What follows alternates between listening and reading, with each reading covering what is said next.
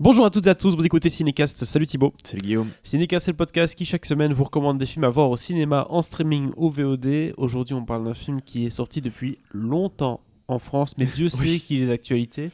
Ah oui, là, ça pouvait presque pas mieux tomber. C'est chaud là, on a quelques jours, donc c'est un film qui est sorti le 23 novembre en France, qui sort maintenant en Belgique le mercredi 8 février. Quelle date de sortie, ils ont tiré le gros lot malheureusement ou heureusement pour eux.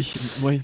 Pourquoi ? Parce que c'est un film de Jafar Panahi, réalisateur qui nous avait fait Taxi Téhéran à l'époque. Bon, à et l'époque, qui maintenant... c'était pas si longtemps que ça. 7-8 ans, un truc comme ça. Oui, Et donc, voilà. maintenant, il nous fait No Bears ou bien Aucun ours en français. Film qu'il a tourné du coup en scred, si je puis dire. C'est un peu comme ça qu'on va l'expliquer. Oui, comme à peu près tous ces derniers films, en scred. En scred, puisqu'il y va pour dénoncer son pays, l'Iran.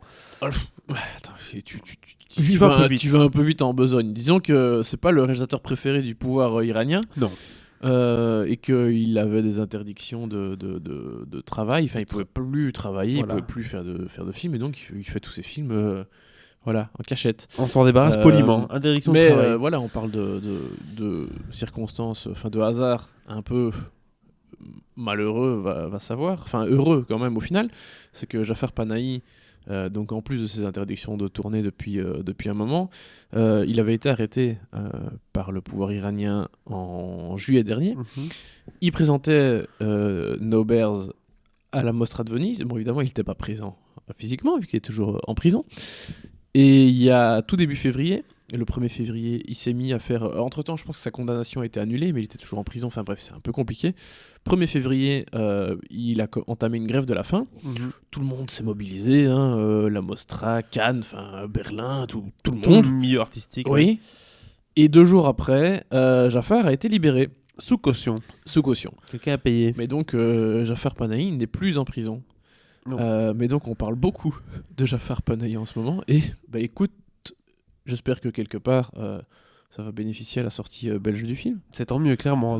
Un mal pour un bien, c'est un peu triste de dire ça comme ça. Mais en tout cas, ce qui est sûr, c'est qu'il fait pas un film sans message. Hein. On est bien d'accord, ça, non, mais donc en général, ça parle toujours un petit peu de la société iranienne, plus qu'un petit peu. Et une fois de plus, ça en parle encore un petit peu dans No Bears. Aucun ours du coup. De quoi parle ce film ? Ça parle d'un village iranien proche de la frontière et donc un metteur en scène joué par Jafar Panahi lui-même est témoin d'une histoire d'amour tandis qu'il est censé en filmer une autre. C'est un peu ça le délire. Et la tradition et la politique forcément vont se mêler à cette histoire d'amour. Il y aura sans doute des interdits. Je propose qu'on regarde un extrait de la bande-annonce.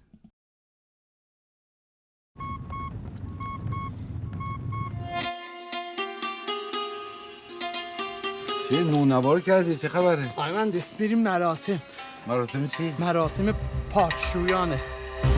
Çay qıranda 2 dənə böyük daş var. Biri qızı otudarlar sol daşın üstündə, oğlanı da otudarlar sağ daşın üstündə. Dediniz ki oğlan sağ tarafında, daşında, kız sol tarafında. Aha. Dünya bunlar eğer əvəz olsa yerine mi?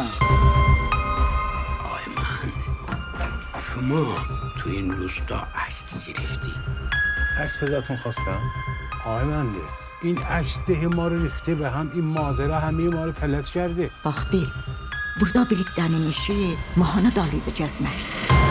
On s'arrête là. Voilà, dans cette bande-annonce un peu énigmatique. Vous avez pu exercer votre farci comme ça, c'est bien. Hein. J'ai eu une remarque de quelqu'un que j'ai rencontré en real life à Paris qui m'a dit oui, j'écoute votre podcast, mais parfois les bandes annonces, je suis un peu largué. Ah oui. Bonjour. Tu m'étonnes. Mais écoute, à mon avis, déjà, une bande-annonce en français ne doit pas exister parce qu'on ne double pas ces films. Ça dépend. Ça voilà, dépend. vous pouvez vous imprégner un petit peu du perse, du farsi, c'est la même chose. De la culture iranienne. Ouais, attention, fais attention à ce que tu dis en rapport avec la culture iranienne, puisque c'est de ça dont il est question dans ce film.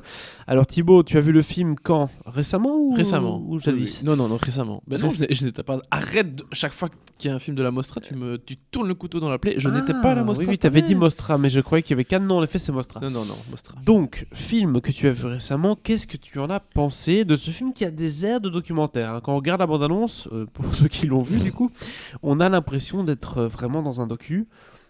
C'est de sa manière de mettre en scène simplement. Oui, c'est juste une manière de mettre en scène, surtout que voilà, comme je le disais, il travaille clandestinement depuis plusieurs années.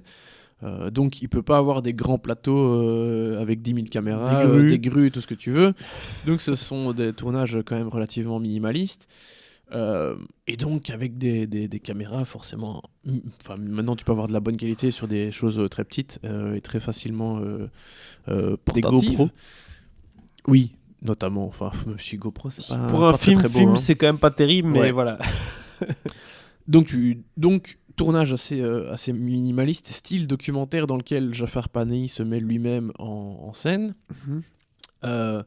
Et donc oui, il y a une partie, évidemment tout est fictionnel, mais il y a une partie qui est... Il montre un peu ce que c'est sa condition en tant que réalisateur interdit par le pouvoir. Et donc, quelles sont ses conditions pour tourner ? Il parle notamment à un moment du fait qu'il doit... Enfin, il est tout le temps un peu caché, il doit tourner... il est même pas sur le lieu de tournage avec son équipe, parfois. Ouais. Lui, il est dans une maison à regarder son équipe tourner en Zoom, quoi, tu vois. Donc il parle beaucoup de lui-même, il parle beaucoup de sa condition, mais en racontant une histoire de fiction sur... voilà, alors qu'il est en train de filmer un couple, il filme autre chose, une autre histoire d'amour qui va poser problème dans le village en question. Bref, je ne vous en dis pas plus. Mais de ce fait, il parle évidemment énormément des traditions et de la culture iranienne. En tout cas, certaines traditions d'une certaine culture, hein, parce que c'est pas la même chose dans les grandes villes, dans les petits villages, etc., en fonction de la région dans laquelle tu te trouves. Donc voilà, en gros, vraiment en très gros, de quoi parle No Bears. Alors tu me demandais ce que j'en avais pensé. Honnêtement, je suis pas très très fan. T'es pas client. Je suis pas très client. J'avais plutôt bien... j'avais aimé Taxi Téhéran, comme à peu près tout le monde. J'avais plutôt bien aimé Three Faces, Trois Visages, qui était présenté à Cannes, je pense, en 2021 ou 2020. Qu'est-ce qui fait que t'as préféré un Taxi Téhéran que celui-ci, par exemple ?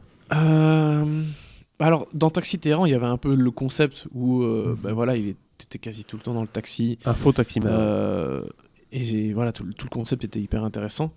Je pense que dans Trois Visages, pour parler juste des plus récents, c'est l'histoire qui m'a un peu plus emballé. Et ici, oui, je pense que déjà le dispositif m'a peut-être pas gêné, mais on a une image très... Ils n'ont pas passé 10 000 ans sur l'étalonnage et sur la photographie, etc. Non, tu c'est vois. assez brut, ouais. Donc, le côté très brut m'a peut-être un peu plus gêné. C'est pas mauvais, hein, ça se regarde tout à fait évidemment, mais voilà, ça m'a un peu moins plu. Et même l'histoire de manière générale, j'ai eu pas mal de mal à rentrer dedans, et je suis jamais vraiment rentré dedans malheureusement. Donc voilà, pour moi c'est un Jafar Panahi qui m'a moins plu. Mais je ne doute pas que Jafar Panahi me plaira sans doute une autre fois. C'est toujours dangereux d'approcher une critique d'un film comme ça, c'est parce que le film en soi est important dans le sens où c'est bien Oui. d'avoir des gens qui prennent la caméra pour dénoncer des choses et pour risquer leur vie, entre guillemets, en le faisant, parce que clairement il y a des besoins comme ça dans le monde.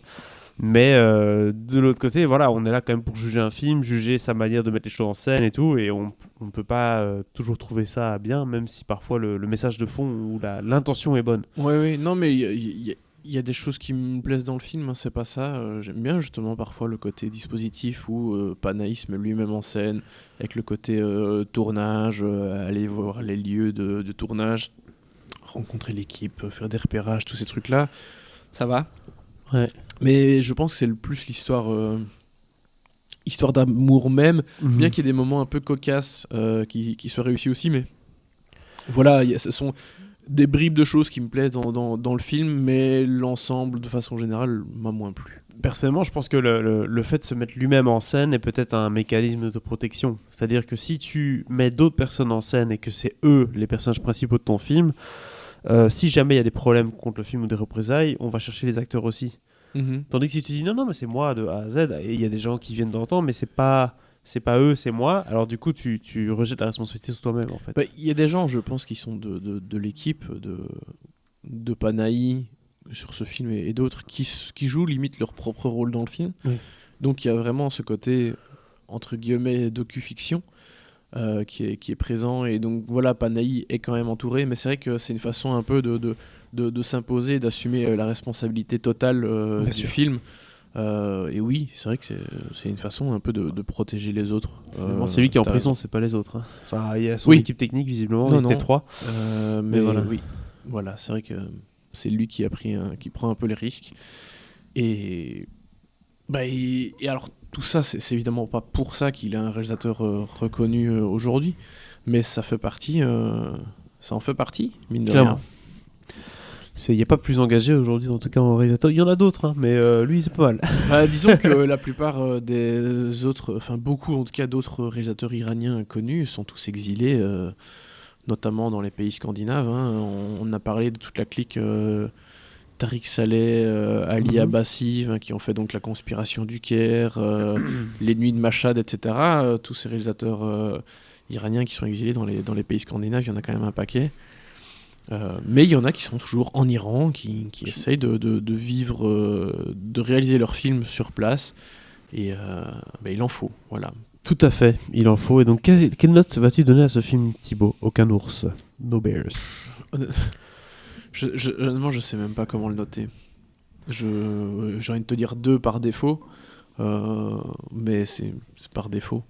Voilà, parce qu'une partie par son message, une partie par oui. son style, mais maintenant c'est clair qu'on n'est pas devant un film, c'est un film particulier, on va pas aller voir ça comme on irait voir je sais pas, Astérix ou autre chose, c'est compliqué. Et je pense que le film a eu un prix en plus, je pense, à Venise, si je dis pas de bêtises, mais bon là je m'avance peut-être un peu beaucoup, mais donc voilà, c'est clairement un film qui, voilà c'est ça, il a eu le prix spécial du jury, je voulais vérifier.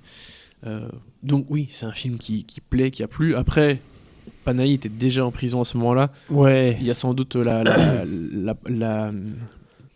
portée Ouais, politique. oui. Hein. Quand tu fais un film qui dénonce fortement une situation et en plus tu fais ça en illégalité, forcément tu vas attirer les lauriers de tout le monde. Hein, parce que Après bon, je dis pas que c'est pas mérité. J'ai pas vu l'ensemble de la compétition vénitienne. Mais voilà, c'est pas le Panahi qui me plaît le plus, tout simplement. Voilà, c'était la conclusion. 2 étoiles du coup pour le Aucun ours, No Bears, qui sort donc au cinéma le mercredi 8 février en Belgique, qui est déjà sorti en France par contre le 23 novembre. Donc jadis. Donc n'hésitez pas à dire ce que vous avez pensé du film dans les commentaires. Oui, vous abonner au podcast sur la plateforme de votre choix. À très bientôt pour de nouvelles recommandations.